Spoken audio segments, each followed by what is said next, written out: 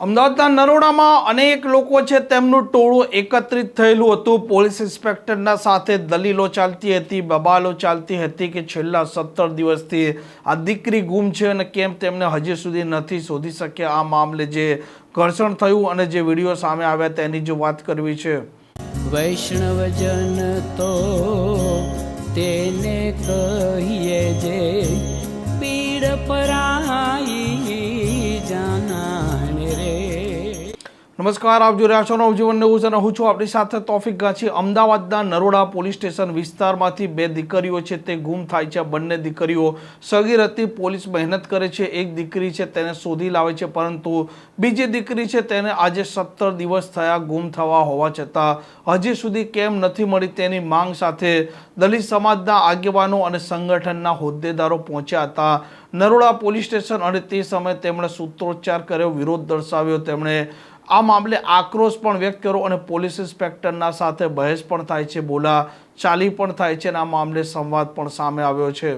સાહેબ, તમાશા તમે બનાવ્યા છે। 17 દિવસ થઈ ગયા, ગઈકાલે તમે ફરિયાદ દાખલ કરી છે। 17 દિવસથી બે નાબાલિગ દીકરીઓ ગુમ થઈ ગઈ, તમે ફરિયાદ કેમ નથી કરી? ફરિયાદ આપે ને સામે તો ફરિયાદ લેવાની। શું કહો છો? ફરિયાદ આપે ને તો ફરિયાદ લેવાની। ફરિયાદ એટલે આ પરિવારે તમારે ત્યાં આવ્યો જ નથી, તમે એવું કહેવા માંગો છો? પરિવાર ફરિયાદ આપવાના હતા, છોકરી અને શોધવા માંગતા હતા। તો ફરજ કોની આવે સાહેબ? ફરજ કોની આવે? 11 વર્ષ ફરિયાદ તો તમે ગઈકાલે લીધી। જનતા સેના જ્યારે આવી ત્યારે તમે ફરિયાદ લીધી છે। વગર કામના ઇશ્યુ નહીં, વગર કામના ઇશ્યુની વાત જ નથી। પૂરા કરવા પર્સનલ કેવી રીતે? How you can say that? આયા 307 ની ખોટી ના લીધી। અરે ના સાહેબ, એક મિનિટ, પર્સનલ એક મિનિટ બોલ જાઓ। પર્સનલ એજન્ડા તો નરોડામાં ખુલ્લેઆમ વેશ્યાવૃત્તિ ચાલે છે, એના વિરુદ્ધમાં અવાજ ઉઠશે ખુલ્લેઆમ। અરે કાલે જ થશે। પર્સનલ એજન્ડા હોય ને મારા તો હું આ ખુલ્લેઆમ તમે અહીંયાથી ગગન ગેસ્ટ હાઉસ ની આગળ જાઓ, મીડિયાને કહું છું કે ગગન ગેસ્ટ હાઉસ ની આગળ તમે જજો। ખુલ્લેઆમ વેશ્યાવૃત્તિની પ્રવૃત્તિ ચાલે છે કાલુપુર ની આગળ। ખુલ્લેઆમ જગ્યાએ દારૂ વેચાય છે। શાકભાજીની જેમ નરોડા પોલીસ સ્ટેશન વિસ્તારમાં દારૂ વેચાય છે। એ પીએને જયારે અમે માંગણી ઉઠાઈશું, એના વિરુદ્ધમાં અમે બોલશું, ત્યારે અમને કહેજો કે અમે જનતાના હક માટે તમે એમ કહેશો ને પર્સનલ એજન્ડા, તો પર્સનલ એજન્ડા છે। જનતા સાહેબ જો એક મિનિટ બહાર નીકળો છો, બહાર કેમ નીકળવાનું? ના ના નહીં, ના ના સાહેબ ઉભા રહો, દીકરીઓની માંગણી કરીશું, તમે અમારા પર ફરિયાદ કરજો। એ દીકરીઓની હક અને અધિકાર માટે તમે લાવો, બેન કઈ આવો તો બેન આ ભાઈ લાવો, મીડિયા બેન તમે કીધું તમારો આ ઢાંકણો સાહેબ આધા પર દબાવવાની પરિવારને। અરે ગાંધીની કોઈ વાત નથી, તમે તમારું કામ કરો, તો ગાંધીની વાત થાય।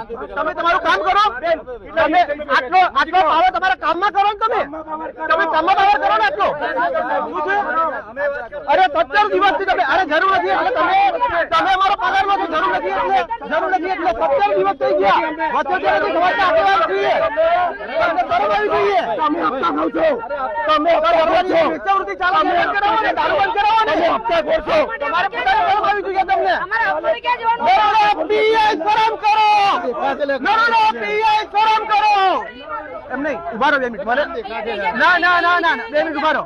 નરોડા પીઆઈ શરમ કરો, શરમ કરો, નરોડા પીઆઈ શરમ કરો, શરમ કરો। મહિલાઓ સુધી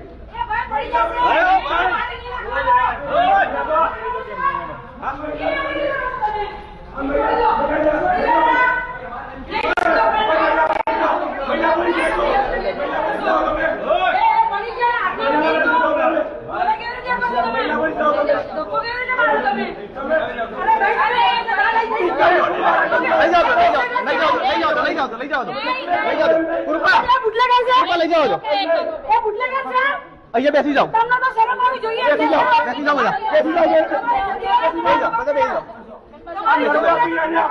એક મિનિટ હવે સાંભળો, એક મિનિટ ઉભા રહો। હું કલ્પેશ પરમાર, અધ્યક્ષ જનતા સેના ગુજરાત, નરોડાની તમામ પબ્લિક, ગુજરાતના તમામ આગેવાનોને હું કહું છું નરોડા પોલીસ સ્ટેશન ખાતે હાજર થાય તાત્કાલિક। સમાજને નમ્ર વિનંતી, આપણો સમાજ જયારે અવાજ ઉઠાવે ત્યારે લોકો આપણે દબાવવાની વાત કરે છે। સમાજને આહવાન છે કે અમે નરોડા પોલીસ સ્ટેશનથી હટવાના નથી। આ લોકો અમને ધરપકડ કરે છે। 13 વર્ષની દીકરીની જયારે આદિવાસી સમાજને પણ આહવાન, આદિવાસી સમાજના જે પણ આગેવાનો સાંભળતા હોય, આદિવાસી સમાજની દીકરીનો કોઈ પત્તો નથી। આ દીકરીને ન્યાય પામવા માટે આવ્યા છીએ। બીજી દીકરીને મારી નાખી હોય કે નાખી દીકરીની જવાબદારી કોણ લેશે? 17 દિવસથી એની ઉપર ગેરગિરત થયો ના થયો તેનો જવાબદાર કોણ? અરે કલ્પેશભાઈને વેચી મારી કોને ખબર?